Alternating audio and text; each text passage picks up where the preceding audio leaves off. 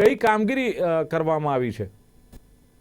નહીં, કેમ નહીં કે ગુજરાતનું નેતૃત્વ જ્યારથી આદરણીય વડાપ્રધાન મોદીજી મુખ્યમંત્રી તરીકે અને ગૃહમંત્રી અમિત શાહજી અને આજે યુવા નેતા હર્ષ સંઘવીજી, હું આપને આંકડા આપું કે 2021માં 465 આરોપીઓને પકડ્યા છે આ ડ્રગ્સ કેસમાં, જેના 727 લોકોને સજા કરી છે.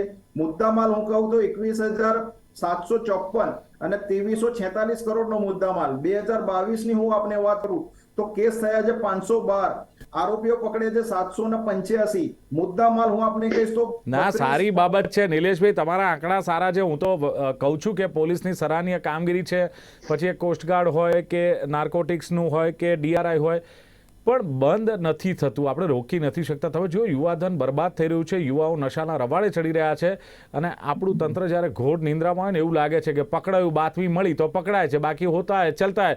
બીજું, હપ્તા રાજ ચાલે છે, ભ્રષ્ટાચાર ચાલે છે, જેથી